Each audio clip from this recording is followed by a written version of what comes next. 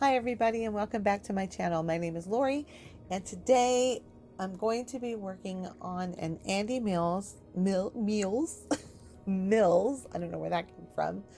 And he is from the Toner Doll Company and he's going to be turned into Stiles from Teen Wolf, and he is played by Dylan O'Brien. And in this version he's considered Void Stiles because he kind of goes evil and dark. So that's the one that we're going for, and the outfit that I'm going to be making was from the episode where he goes void, I guess. So right here what I'm doing is I'm just removing all of the factory paint with my pure acetone, and I'm also taking off all this doll was wigged. I got him bald, but he was wigged, and so his head's all sticky with the glue and everything, and I'm just going to remove all of that. And it might leave a little bit of a stain shadow. It doesn't matter because I will be going back in and wigging him again. And this is kind of a cute little trick because wigs lay really nice, especially for man dolls. But the front of his hair, of course, doesn't match the wig that I have.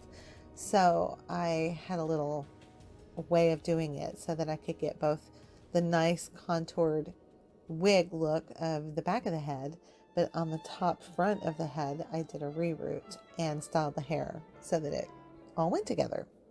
Anyway, this is the shirt that I made, and I used I'm trying to think of the word, pattern, which I don't normally do. I just make my own patterns because I don't know. I'm not a seamstress. So I usually make my own and just sort of figure it out. But I bought a pattern because I knew something like this would be too difficult for me to figure out on my own. I have no idea how to make a man shirt. And I talked about this in the last video, and my friend Aysun walked me through all the steps.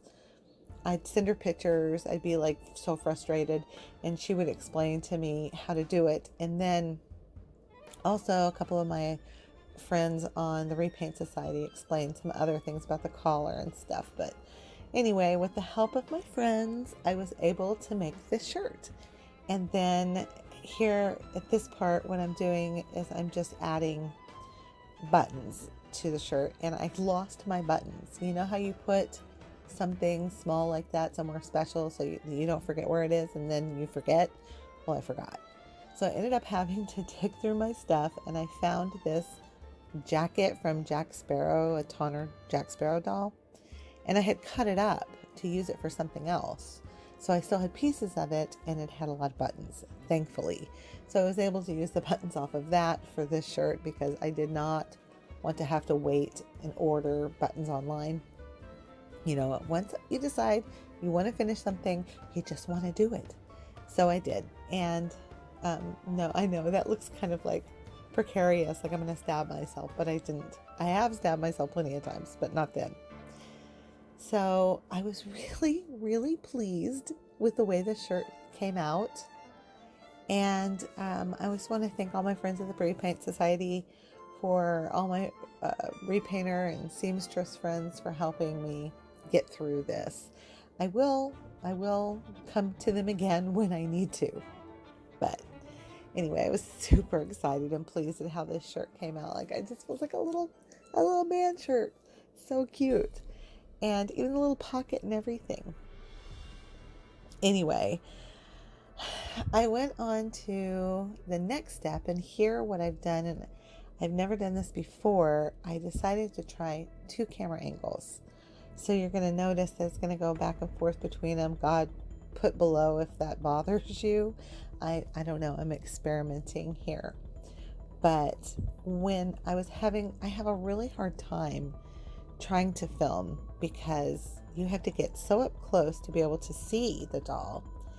And my desk is a disaster. I have every supply possible all over my desk. So what I ended up doing was I bought this really nice stand that will hold my camera. And then once I got it, you know, it was so cool. It's not, I haven't used it yet in the video, but I do toward the end. Anyway, once I got it, I thought, okay, I've got to clean my desk off. So I start to clean off my desk and move all of you'll see all the little drop cloth things that I usually have underneath it. So I moved all of that away, and my desk is actually just a folding table, which I bought like in 2004. And it is a disaster. It's bowing a little from all the weight of things that I have on it. So I cleared everything off and talked to my sister, and I said, you know what I could do? So we were coming up with ideas. She said, I can't remember what she said, but I remembered I have this vinyl, that sticky stuff that goes like inside your cabinets, like cabinet liner. Well, I had some from the Dollar Tree, and I was like, oh my God, I can just use that. So I laid it all down, cleaned everything. It ended up being a deal because then all of my pencils, I had to go through my pencils. They were a disaster. I had like crappy pencils or good pencils, and I could never find anything that I needed. So I ended up cleaning all of those out and organizing those. So yay. And, bonuses. And then I got my table all cleaned up, and I get my stand up there to film. And then I see that the vinyl, which is super durable, and I can just pull it off and replace it, which is awesome. But it's shiny. It has, as I put my camera down and faced it, I realized it was reflective from all the lights that shine on the doll. So I had some papers that I bought a long time ago from Hobby Lobby that are like, I think they're for scrapbooking, but I bought them for photography. And I thought, oh my God, that's perfect. So I had bricks, and I had 2 wood grains, and one of them was like this teal color, and another was like a gray one. So I filmed each one, and I showed it to my husband, and he picked the gray one because, of course, I would pick the teal one because that's my favorite. But he said no, it was distracting. So I was like, okay, I concede. You're right. It is. So later in the video, you're going to be able to see my new setup. And I'm super excited because what I do usually when I do a doll, like it takes days to get this completed. And at the end of the day, when I'm done, I'll take whatever footage I have and upload it to my computer, and I'll just start building that video. So by the time I'm done with the doll, the video is pretty close to being done too, except for editing. And maybe the last hour of the day I'll spend, editing. And then that makes it not so difficult. I know I had to take a breath. That makes it not so difficult if I do it as I go. Because then after all that's done, then you have to go back in and add the music, and then whatever else you might have to do. So this doll was working really well for Stiles, and you can immediately see him emerging you can see him as you move it around. But his face is a little bit skinnier, so I kept trying to broaden it with highlights. And every time I would spray it with Mr. Super Clear, the highlights would disappear.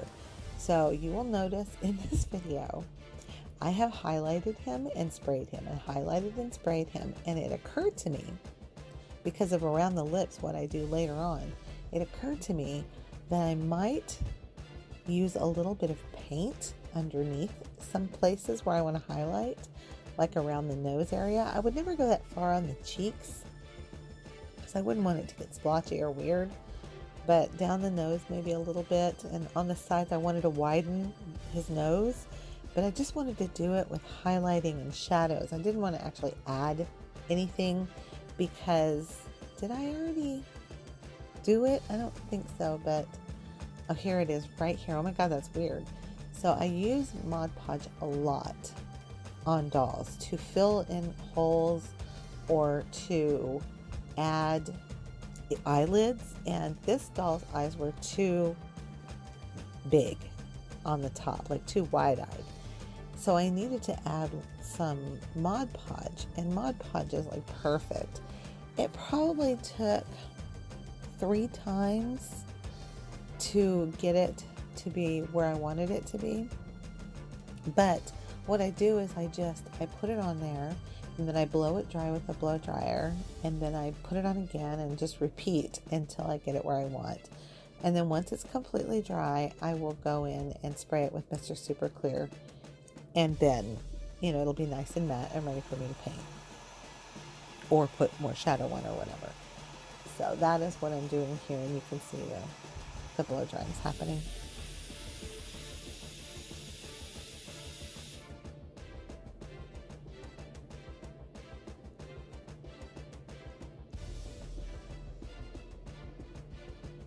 Anyway, so here, the paint that I use, and I think I show it, it's the Liquitex. But I just ordered a little set of Arteza.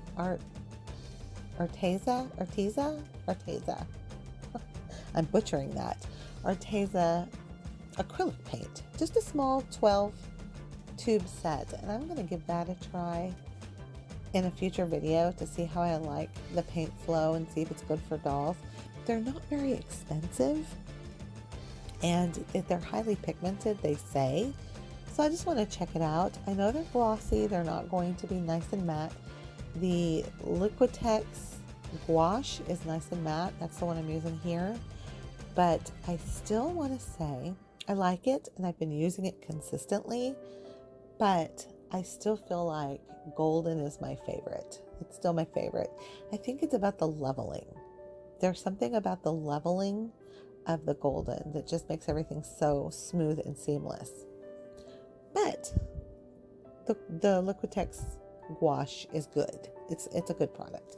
And I thought when I first reviewed it that it was really similar, but there is a difference in leveling. And there really isn't any other acrylic paint that I have used, in my personal opinion, that levels better than golden. But I'm still going to try the Arteza because I'm curious. And of course, that's the thicker tube acrylic paint, but I'll just thin it out with some airbrush fluid, which I better order because I think I'm almost out. If you're going to thin your paint out, I had read somewhere not to put too much water in acrylic for some reason. I can't remember, something about the bonding. I don't know. I've never had a problem with that. Maybe because my surface is so tiny.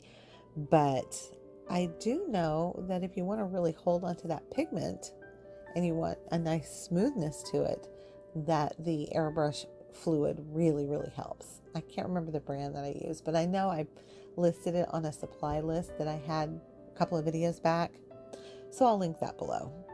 For some reason, I have not taken the time, and that's my own fault, to figure out how to put the little, on the end of the YouTube videos where they have the little boxes, click here for this, and click here for that. I don't know how to do that. So I will learn, I promise. It won't be in this video, but I will learn how to do it so that when I say you can see this video or that video, at the end, it'll be easy for you to click on those. But those videos will be listed in the description below, so you'll be able to click on them. Oh, I gotta take a break here for a second. I'm just talking away. So the reason that I'm putting so much dark around his eyes, because typically you wouldn't do this for a man doll, but he is Void Stiles, so Void Stiles is evil. And he has like a darkness and shadowing around his eyes and some redness underneath. And I decided to use PanPastels for underneath the eyes, but on top I just used paint, and then I'll go over it again with the PanPastels just to smooth it out. So that's what I'm doing there, and that's why it's so dark. It looks like eye makeup, but when I'm done, it doesn't. It just looks like shadow.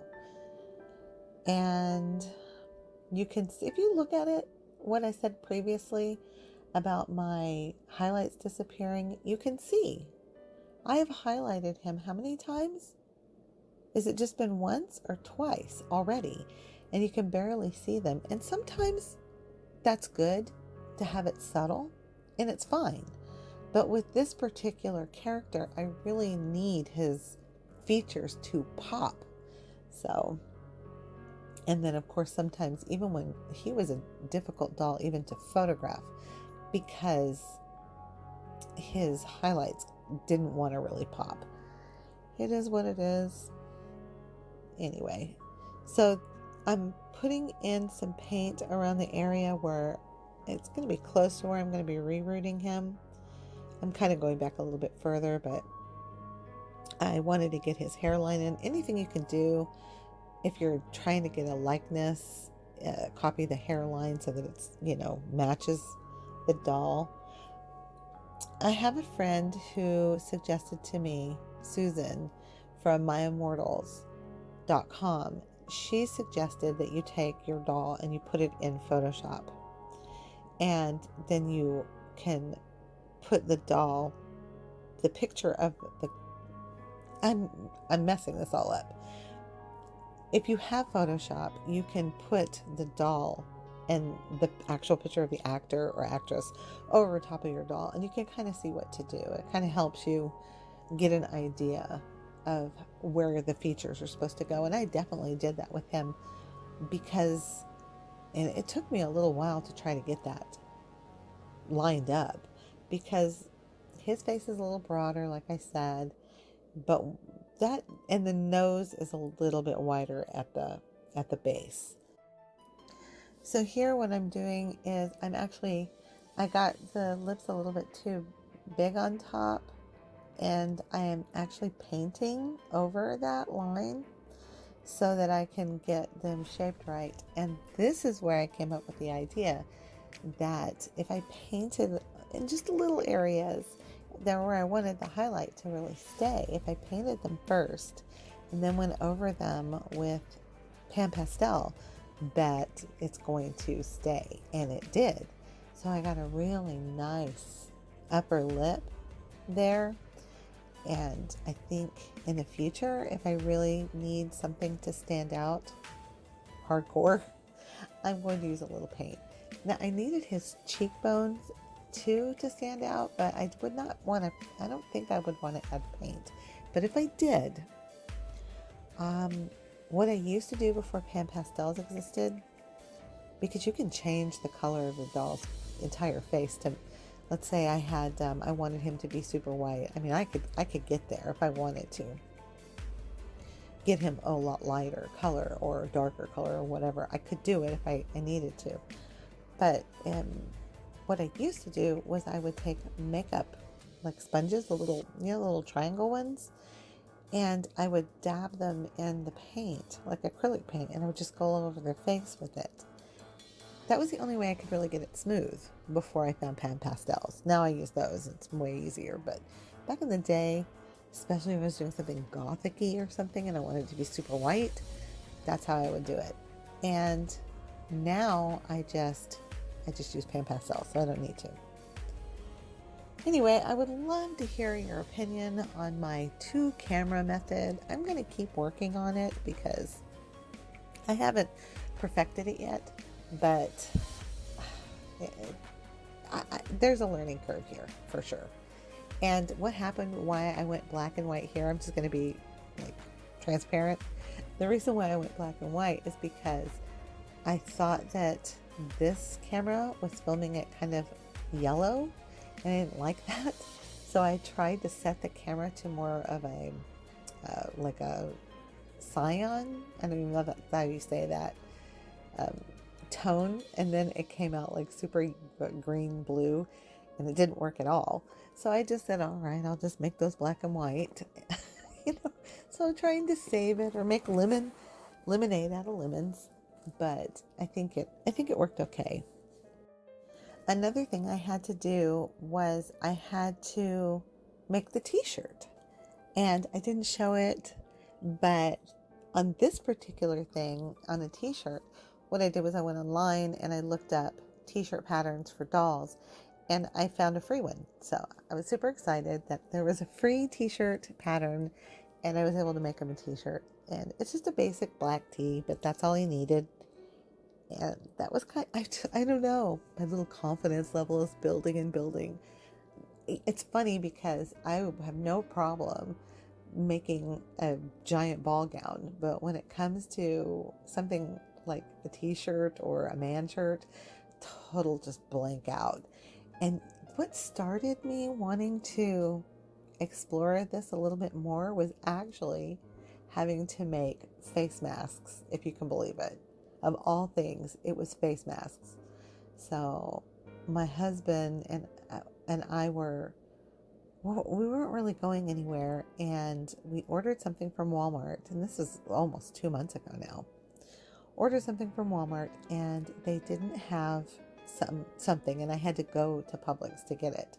and I didn't have a mask, so I just made one. He found the pattern, I made it, and he was like, "Oh my God, you made that? That is amazing." So, which actually was pretty easy. So I made mine, I made him one. Then I've made just a few more after that, but it kind of just got the sewing juices flowing. Anyway, back to the doll. So here I am trying to get those highlights in. I even told the client this. I was like, I have tried over and over and over to get these highlights to work. Put it on the side of the nose, put it on the tip of the nose, down the bridge of the nose, and across the forehead, chin. And when I do it, oh my God, it looks just like him. And then I spray it and they go, brow. They just disappear. So I have to explore what to do. And there's two ways to do it. And since paint can be tricky, another thing I could have done, and this is a good thought, another thing to do would have been to have lightened the face before I ever started the repaint, like super lighten it so that the highlights are already there, and then go back in and add the shadows. That's an idea. I don't know. I will be exploring this method, but see, here I am. I've sprayed them, and here I am going back again, and I'm trying another thing to try to get the highlights to pop, because I'm just not happy. And this is a pencil, which I've used before, and I do think it helped, but because oh yeah, I forgot to mention that's my new background. What do you guys think? I really like it. I think it's cool, and you can see that I've got a really good picture there. But the problem is I cannot see like super up close. And when I go into, I have to click. This is a cool little thing. I'll just say really quick. I got this from the Dollar Tree, and it cleans. It's supposed to be for makeup brushes, and that is a makeup brush actually, but it cleans off the brushes really nice. Anyway, when I go in, I wanted to make sure there was no pink or anything on the tip of that brush, and I start to blend it out. I cannot see from the distance I'm at that I left some lines on his face. I mean, I discovered it when I looked at the really up close with my glasses. I could see it, so I was able to fix it, but I wasn't able to see it when I was blending, and that's frustrating. So I was talking to a friend about it, and I said that I would have to find a way where I can magnify from a distance, so that because I can't, like, usually I'm almost nose to doll nose. I'm so close when I'm painting. And when I'm recording, I can't do that. I just can't get that close. So I have glasses that give me a pretty good vision, but it's not good enough. Not for me yet. So I am going to be exploring how I can get closer. I'll share it with you. I mean, if you're painting, you're watching these videos and you're, repainting, you may have way better vision than me. When I started this, I had better vision than I do now. But I don't know if it's a part age or part painting so tiny for so many years, a combination. I don't know. I can't know. But here I am, more highlights. Can I just get the highlights, please, to pop? And I'll set them aside, and then you'll see that I spray them again. So that's the pan pastel. I was using pure white. I was using the red and the red oxide. So those are the colors I was using to get most of my shading in. And I don't know what I use this one for. Not much, I don't think. Oh, I know. Blech. I forgot. I use this one for the freckles. So it looks like, see, you can see, I finally got the highlights to stay. After all of those attempts, I finally got them to stay. So, yay, raise the roof. I'm so happy. And then I just used this because I didn't really want his freckles to stand out too much. They were just very delicate, except for a couple of moles that he has on his face, and that was it. And then I did that, and I had to go back and fix it because for some reason it just got really red on one side. I was like, what the heck? Yeah, it's a process. What can you do? You just keep trying, and I bet you I add more highlights. Yep, there you go. I knew it. I knew I would add more highlights because I can't stop. But that's okay. It needed it. You just keep doing it until it's done. I think I've said before, there's nothing wrong with your work. It's just not finished. And in this particular case, it wasn't finished. So here are the Liquitex, and those are the gouache ones, the acrylic gouache. There are other acrylic gouaches out there. I just have never tried them. I only bought this because they're like these perfect little repaint bottles. You know, just the perfect little size. And I only use like little dollops of them anyway. So, and I also used, this brand did not come in the kit with a brown. So I used the model color for my brown. It was a black brown, but I used that. Instead of mixing my own, I didn't do that. So this is where things got difficult for me because I could see everything until I got to this point. And then once I got to this point, I really I couldn't see well enough. So I know that I had to kind of polish them up off camera just because I couldn't see. And that it is what it is, right? I think I've said that twice. But I'm getting pretty close to the time to do his hair. Like, we're really getting down to the last part.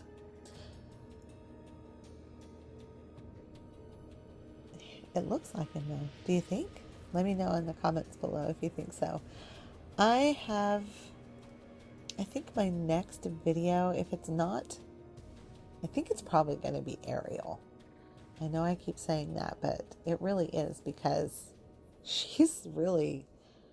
that video is done except for probably the final pictures and maybe just a couple of things. I have to add some closures to her dress, and I have a little bit more embroidery and beading to do, but it's so close to being done.